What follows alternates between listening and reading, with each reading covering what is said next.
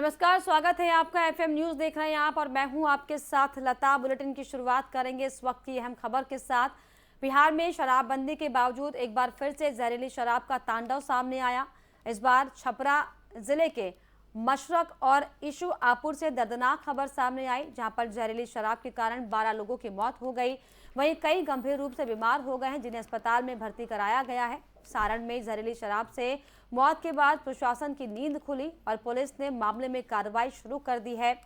पीड़ित परिवार के लोगों से पूछताछ लगातार की जा रही है। साथ ही साथ नकली शराब बनाने वालों की धरपकड़ भी शुरू कर दी गई है। वहीं जहरीली शराब के बढ़ते कारोबार और आए दिन हो रहे मौत को लेकर बिहार की सियासत भी गर्मा गई है। शराब को लेकर सड़क से सदन तक विपक्ष आवाज बुलंद कर रही है।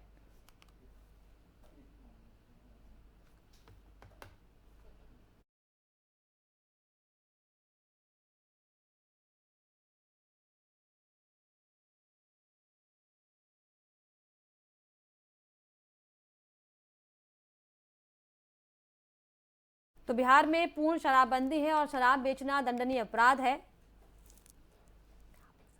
बिहार सरकार के दावों के साफ तौर पर यहाँ पर पोल खुल गई है। छपरा में जहरीली शराब पीने से कई लोगों की मौत हो गई। हालांकि एक और जिस तरीके से लगातार अब तक बिहार की जो नीतीश सरकार है, जो नीतीश कुमार हैं, जब बीजेपी के साथ गठबंधन में थे तब राज्य सरकार पर या फिर विपक्ष पर इस तरह की खबरों के लिए निशाना साधने का काम किया करते थे, लेकिन अब बीजेपी नीतीश कुमार पर लगातार हमलावर है। और जहरीली शराब पीने से जो 12 लोगों की मौत हुई है, इसने साफ तौर पर बिहार सरकार के दावों की पोल खोलकर रख दी है।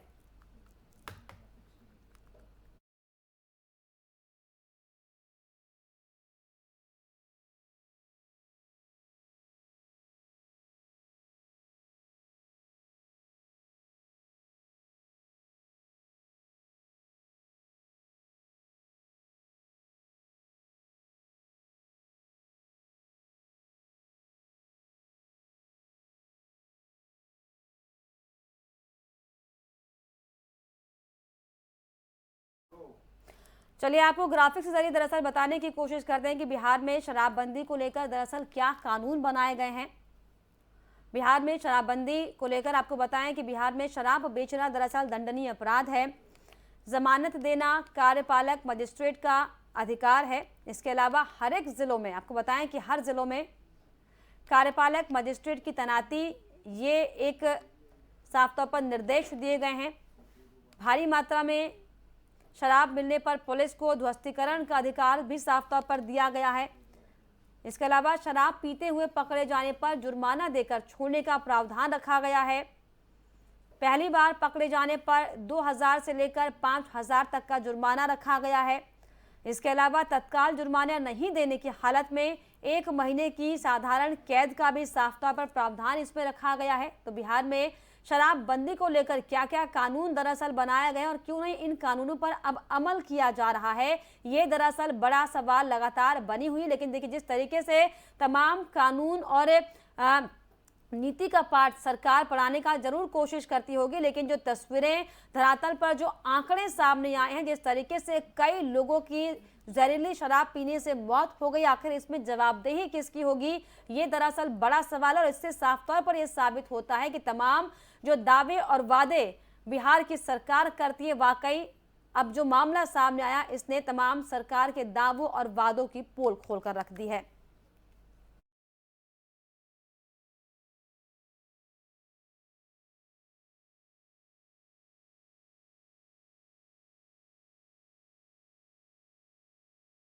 बिहार में विधानसभा का शीतकालीन सत्र चल रहा है। छपरा में शराब से हुए मौत का मामला सदन में उठाया गया, लेकिन इस दौरान एक ऐसा वाकया आया जब मुख्यमंत्री नीतीश कुमार ने विधायक में अपना आपा खो दिया। दरअसल मामला शराबबंदी से जुड़ा हुआ था। सदन में जब विपक्ष ने शराबबंदी को लेकर बिहार सरकार से विपक्ष ने जब सवाल उठाए, तो सीएम नीतीश अपने गुस्से पर काबू नहीं कर पाए और सदन में ही भड़कने लगे। सदन में प्रश्नकाल के दौरान सीएम नीतीश विपक्षियों से भिड़ते नजर आए। लंबे समय से विपक्ष सरकार पर आरोप लगाती रही कि बिहार सरकार शराबबंदी में फेल हो गई है।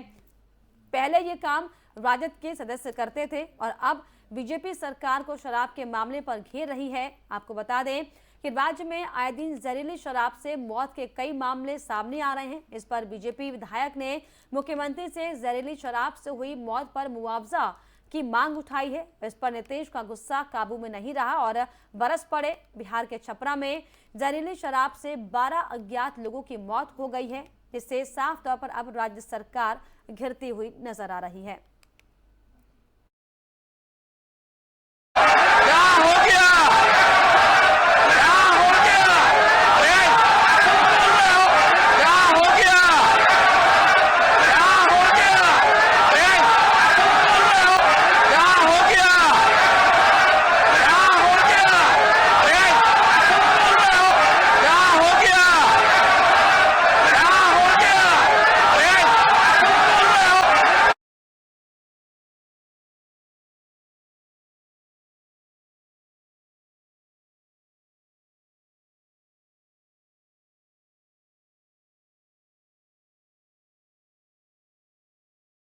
तो बिहार में जिस तरीके से शराबबंदी को लेकर आपको बताएं कि अब राज्य सरकार पर तमाम सवाल खड़े हो रहे हैं, ऐसे में अब आपको ग्राफिक्स के जरिए हम ये बताने की कोशिश करते हैं कि आखिर बिहार में बीते दिनों शराब से कहां पर और किस जगह पर कितनी मौतें हुई हैं। दरअसल ये आपको बताते हैं बिहार में जहरीली शराब पीने से कब कब मौतें हुई। ग्राफिक्स आपके सामने 14 दिसंबर 2022 को सारण में दरअसल 20 लोगों की मौत हो गई थी। नवंबर में वैशाली जिले के महानार में 3 लोगों की मौत। इसके अलावा 5 अगस्त 2022 को सारण में 9 लोगों की मौत शराब पीने से यानी कि जहरीली शराब पीने से हो गई। इसके अलावा जहरीली शराब के कारण 17 लोगों की आंखों की रोशनी तक चली गई। इसके अलावा 21 मार्च 2022 को 3 जिलों में 37 लोगों की मौत, भागलपुर में 22, बांका में 12 और मधेपुरा में आपको बताएं कि 3 लोगों की मौत जहरीली शराब पीने से हुई है। इसके साथ ही 5 नवंबर 2021 को मुजफ्फरपुर 8 और गोपालगंज में 16 लोगों की मौत दरअसल जहरीली शराब पीने से हुई। तो बिहार में जहरीली शराब पीने से देखिए कब कब मौतें हुई हैं। हालांकि ड्राई जो शहर है, ड्राई राज्य साफ तौर पर बिहार को कहा जाता है, लेकिन देखिए किस तरीके से काला बाजारी वहां पर की जा रही है, किस तरीके से बिहार में शराबबंदी के बावजूद भी अक्सर जो जहरीली शराब पीने से जो लोगों की मौत के आंकड़े सामने आ रही दरअसल बताती है कि सरकार के कथनी और करनी में कितना फर्क है और क्यों किस तरीके से काला बाजारी जो है वो शराब को लेकर की जा रही है। यानी कि शराबबंदी का सिर्फ और सिर्फ ढोंग राज्य सरकार कर रही है, क्योंकि अगर शराबबंदी का ढोंग राज्य सरकार की तरफ से नहीं किया जा रहा तो आखिर ये क्या आंकड़े हैं जो बार बार हर साल मौत के आंकड़े इस तरीके से सामने आ रहे हैं।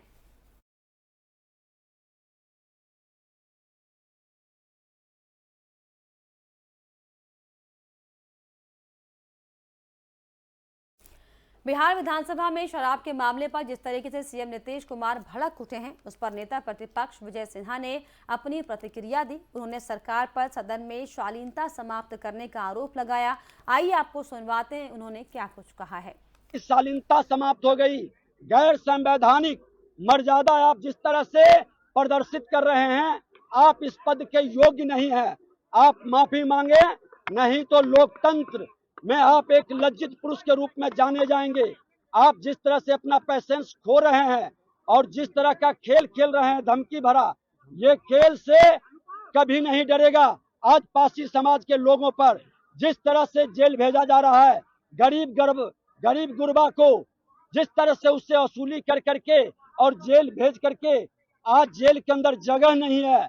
20,000 से ज्यादा कैदी शराब के नाम पर वो इससे लोग को आप अंदर भेज रहे हैं कि शालीनता। वहीं बिहार के सारण में जहरीली शराब पीने से 9 लोगों की मौत के बाद सड़क से लेकर सदन तक संग्राम छिड़ा हुआ है। बीजेपी विधायक और पूर्व मंत्री सम्राट चौधरी ने नीतीश कुमार पर एफआईआर दर्ज करने की मांग की है। उन्होंने कहा कि सीएम बिहार में जहरीली शराब बिकवा रहे हैं। संरक्षण है शराब। देखिए पूरी तरह मैं तो बार बार आरोप लगाता हूँ कि नीतीश कुमार जी जिस दिन भी बोलते हैं कि शराबबंदी के खिलाफ, उस दिन जनता दल यूनाइटेड का खजाना बढ़ता है, और जिस दिन बालू के खिलाफ बोलते हैं उस दिन राजद का खजाना बढ़ता है। और ये तो प्रूव हो गया कि नीतीश कुमार जी जहरीली शराब बिकवा रहे हैं। मैं सीधा आरोप लगा रहा हूँ कि नीतीश कुमार जी ही बिहार के लोगों को जहरीली शराब पीने के लिए मजबूर कर रहे हैं। मैं तो उनके सभी जो परिवार हैं उनसे मिलने भी जाऊंगा और उनसे आग्रह करूंगा कि नीतीश कुमार के खिलाफ एफआईआर दर्ज कराइए, क्योंकि आपके परिवार को मारने वाला कोई व्यक्ति है। वहीं हिमाचल प्रदेश में सरकार बदलते ही अटल टनल पर सियासत शुरू हो गई है। बीते दिन मुख्यमंत्री सुखविंदर सिंह सुक्खू ने 5 दिन में कांग्रेस की पूर्व राष्ट्रीय अध्यक्ष सोनिया गांधी के नाम वाली शिलान्यास पट्टिका लगाने का अधिकारियों को निर्देश दिया है।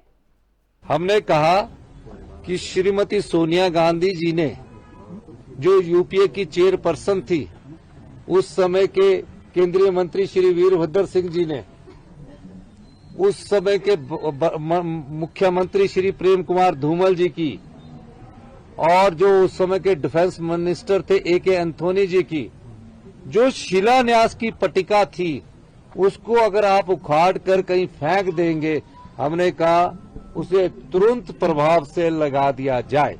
ये मैं उनको स्पष्ट करना चाहता हूं कि जब शिलान्यास के लिए 4,500 करोड़ अटल टनल के लिए रखा गया था, तो ये हमारा भी दायित्व बनता है कि हम उद्घाटन के समय तो पहुंच गए और शिलान्यास की पट्टिका तोड़ के किनारे रख दी। तो ये अच्छी परंपरा नहीं है। इस परंपरा को हमने कहा कि जहां जिनका शिलान्यास हुआ है वहां उनकी पट्टिका लगा दी जाएगी। और भारतीय जनता पार्टी के भी जो शिलान्यास कहीं हुए हैं, मैं उनको भी कहना चाहता हूं, हम ऐसी परंपराओं में नहीं पहुंचते जहां यूपीए की चेयरपर्सन श्रीमती सोनिया गांधी की डर के हमारे पट्टिका रख दी है। हम आपकी जो शिलान्यास की पट्टिका है जहां लगी होगी वहां बजट का प्रावधान क्या होगा। सुप्रीम कोर्ट ने गुजरात दंगों की पीड़ित बिल्किस बानो की याचिका पर सुनवाई के लिए जल्द नई बेंच गठित करने से इनकार कर दिया। उल्लेखनीय है कि बिल्किस बानो के साथ गैंगरेप करने और परिवार के लोगों की हत्या करने के 11 दोषियों को माफी नीति के तहत इस साल 15 अगस्त को जेल से रिहा कर दिया गया था। उन्हें आजीवन कारावास की सजा मिली थी। गुजरात सरकार की माफीनामे नीति के खिलाफ बिल्किस ने शीर्ष अदालत में याचिका दायर की हुई है ताकि उनके दोषियों को फिर से जेल भेजा जा सके। वहीं मामले में सुप्रीम कोर्ट की न्यायाधीश बेला एम त्रिवेदी ने मंगलवार यानी कि 13 दिसंबर को बिल्किस बानो की ओर से दायर याचिका की सुनवाई करने से खुद को अलग कर लिया था।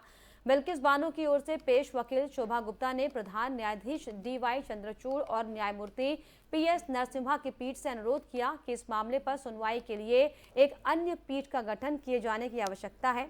सीजेआई ने कहा कि रिट याचिका को सूचीबद्ध किया जाएगा। कृपया एक ही चीज का जिक्र बार बार मत कीजिए।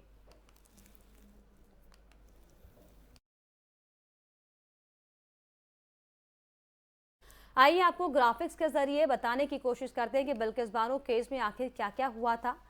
आपको बताएं कि 2002 में दरअसल गोधरा में दंगों के दौरान बिल्किस बानो के साथ गैंगरेप किया गया था। दंगों के दौरान बिल्किस बानो के परिवार के 7 सदस्य की हत्या कर दी गई। घटना के वक्त बानो की उम्र दरअसल सिर्फ 21 साल थी और वो गर्भवती थी। मामले की जांच सीबीआई को सौंपी गई थी। सुप्रीम कोर्ट ने मुकदमे की सुनवाई महाराष्ट्र की एक अदालत में ट्रांसफर की। इसके अलावा आपको ये भी बताएं कि मुंबई की विशेष सीबीआई अदालत ने 21 जनवरी 2008 को 11 दोषियों को उम्र कैद की सजा सुनाई थी। साथ ही साथ 11 दोषी सजा के खिलाफ पहले बॉम्बे हाई कोर्ट गए, याचिका खारिज हो गई। इसके अलावा सभी दोषी सुप्रीम कोर्ट गए, वहां भी उनकी याचिका को खारिज कर दिया गया। 15 अगस्त को गुजरात सरकार की माफी नीति के तहत दोषियों को दरअसल रिहा कर दिया गया।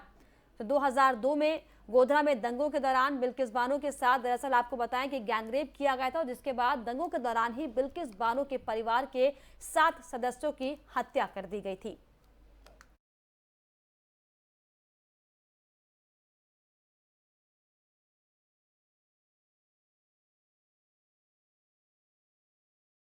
गुजरात में बीजेपी को मिली रिकॉर्ड जीत के बाद आज संसद भवन के लाइब्रेरी हॉल में पार्टी के संसदीय दल की बैठक बुलाई गई। इस बैठक में पीएम मोदी, बीजेपी अध्यक्ष जेपी नड्डा, केंद्रीय गृह मंत्री अमित शाह, केंद्रीय मंत्री धर्मेंद्र प्रधान समेत पार्टी के कई सीनियर नेता शामिल हुए। संसदीय कार्य मंत्री प्रहलाद जोशी ने मीडिया को बताया कि पीएम नरेंद्र मोदी का स्वागत किया गया, लेकिन प्रधानमंत्री ने कहा कि अगर किसी का सही मायने में स्वागत करना है तो गुजरात बीजेपी अध्यक्ष टी.आर. पाटिल और बीजेपी के राष्ट्रीय अध्यक्ष जेपी नड्डा का किया जाना चाहिए। इसके साथ ही संसदीय दल की बैठक में प्रधानमंत्री नरेंद्र मोदी ने G20 की तैयारी का भी जिक्र किया। पीएम मोदी ने सभी बीजेपी सांसदों से एकजुट होने और अपनी सहभागिता सुनिश्चित करने की अपील की है।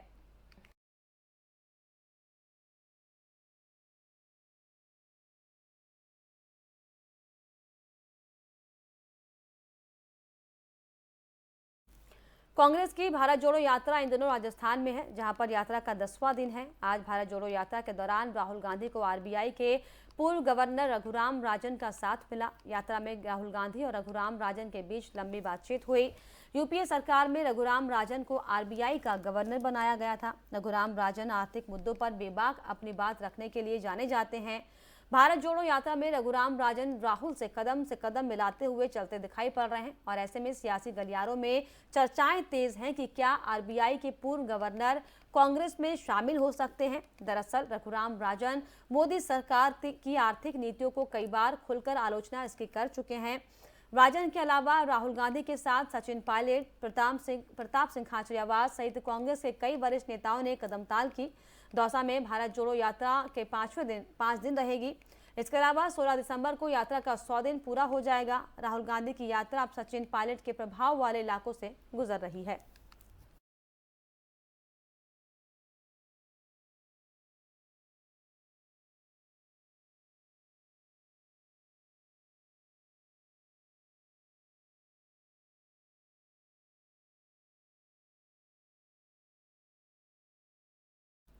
दिल्ली के एम्स अस्पताल में हुए साइबर अटैक पर एफआईआर दर्ज की गई है। इस एफआईआर में कहा गया है कि ये साइबर अटैक चीन से किया गया था।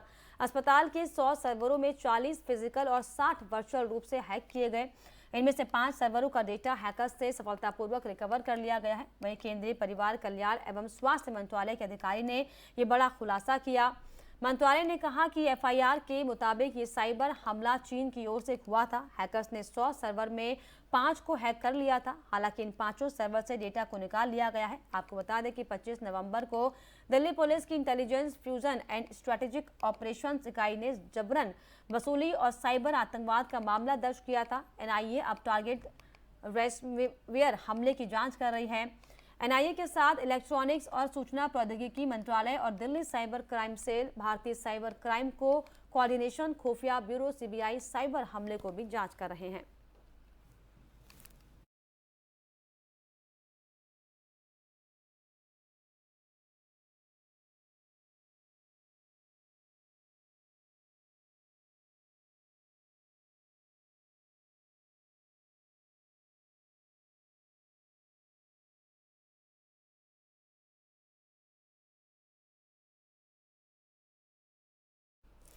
भारत चीन तनाव के मुद्दे पर विपक्ष ने आक्रामक रुख अख्तियार कर लिया है। संसद में मोदी सरकार को घेरने के लिए कांग्रेस अध्यक्ष व राज्यसभा में नेता प्रतिपक्ष मल्लिकार्जुन खड़गे ने समान विचारधारा वाले विपक्षी दलों की बैठक बुलाई, जिसमें 17 दलों के नेता शामिल हुए। आरजेडी और जेडीयू जैसी पार्टियां ही नहीं बल्कि अरविंद केजरीवाल की आम आदमी पार्टी और केसीआर की बीआरएस ने भी शिरकत की।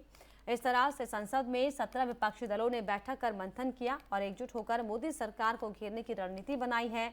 संसद के शीतकालीन सत्र में कई अहम मुद्दों पर चर्चा हो रही है। मंगलवार को संसद में भारत चीन सैनिकों के बीच तवांग में हुई झड़प का मुद्दा छाया रहा। वहीं DMK, Sapa, National Conference, Shiv Sena, CPM, CPI, JDU, NCP, VCK, Muslim League, Kerala Congress, AIUDF, MDMK, RLD, RJD, KCR और आम आदमी पार्टी इसमें शामिल हुई। विपक्ष ने इसे लेकर सरकार से तीखे सवाल पूछे। भारत और चीन के सैनिकों के बीच झड़प के मुद्दों पर रक्षा मंत्री राजनाथ सिंह ने संसद के दोनों सदनों में सरकार की तरफ से बयान जारी किया। उन्होंने कहा कि भारतीय सैनिकों ने यथास्थिति बदलने का चीनी सैनिकों की कोशिश का मुंहतोड़ जवाब दिया। केंद्र सरकार के बयान से विपक्ष संतुष्ट नहीं है।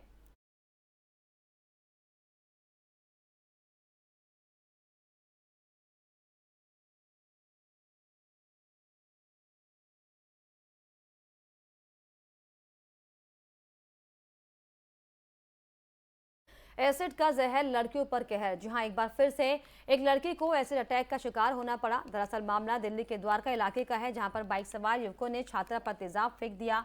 घटना दरअसल बुधवार की है। पीड़ित को सफदरगंज अस्पताल में रेफर किया गया। पुलिस के मुताबिक पीएस मोहन गार्डन इलाके में एक छात्रा पर तेजाब फेंकने की घटना के संबंध में सुबह करीब 9 बजे पीसीआर कॉल आई थी, जिसके बाद इसमें कहा गया था कि 17 साल की एक लड़की पर सुबह करीब 7:30 बजे बाइक सवार कुछ दो लड़कों ने बच्ची पर अटैक किया, जिसके बाद आपको बताएं कि घटना के वक्त वो लड़की अपनी छोटी बहन के साथ थी।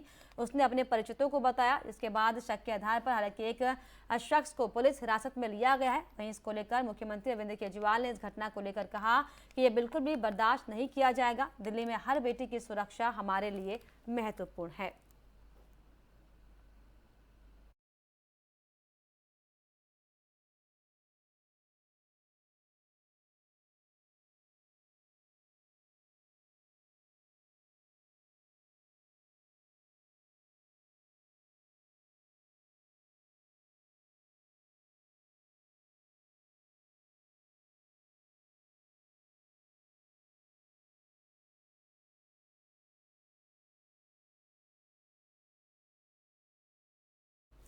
और इसी के साथ इस बुलेटिन में फिलहाल इतना ही। देश और दुनिया की तमाम खबरों के लिए आप देखते रहिए FM न्यूज़। नमस्कार।